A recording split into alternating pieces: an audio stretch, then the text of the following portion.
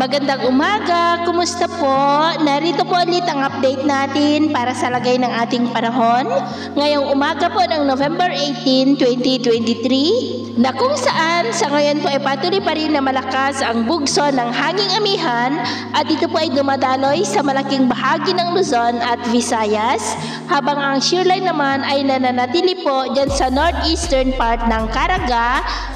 Habang yung sama ng panahon naman po na ating binabantayan ay nasa layo po ng 690 km east ng Tandag, Surigao del Sur. Simula po ngayong araw ay mararamdaman na po natin ang may kalakasan na mapag-uulan lalo na sa silangang bahagi ng Visayas. Dulot po yan ng trough ng sama ng panahon at posibleng sa Miyerkules pa yan makakalabas sa ating area of responsibility dahil posibleng lalakas yan dyan po sa may Sulusi at maging bagyo bago lalabas ng ating PAR at tatawagin po sa local name na Bagyong Kabayan habang nandyan na po sa may West Philippine Sea o dyan sa may Sulusi. At ito nga po pinapakita ng forecast model na atin pong ginagamit hanggang po sa susunod na 2 linggo. At sa lagay naman po ng ating panahon ngayong madaling araw dahil po sa amihan ay may mga pulo-pulo na mga pag-uulan sa ilang bahagi ng Apayao, Ilocos Norte, Cagayan, Isabela, ilang bahagi ng Bicol Region at Mimaropa. At dahil naman po sa trough ng sama ng panahon,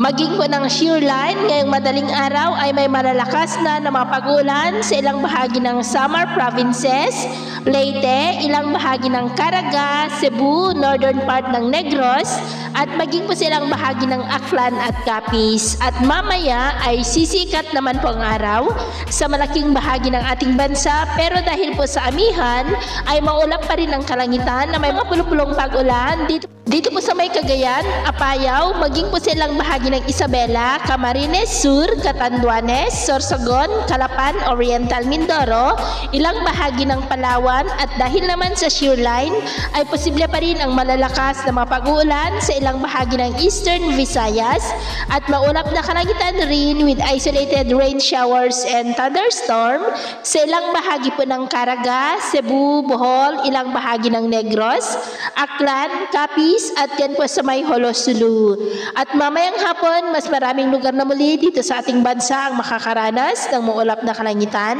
na may mga pulupulong pag-ulan kaya mag-ingat po tayo sa mga banta ng mga pagbaha at pagguho ng lupa. At sa atin naman po mga baybayin dahil po sa pinagsama-samang epekto ng amihan dito sa Luzon, shearline sa may Visayas at saka yung trough ng sama ng panahon ay maalon na po sa halos buong seaboard ng Luzon at dyan po sa eastern seaboard ng Kabisayaan na ang mga alon po ay posibleng aabot hanggang po sa 2 to 4 meters height kaya wasan po muna natin ang papalaot lalo na po dyan sa mga may kulay pula para mas makaiwas sa mga sakunang pangkaragatan. So yun po ang latest update natin sa araw na ito at ako po muli si James na nagsasabing sa kahit anong pagsubok po na darating sa ating buhay, huwag po tayong mawawalan ng pag-asa. Thank you and God bless!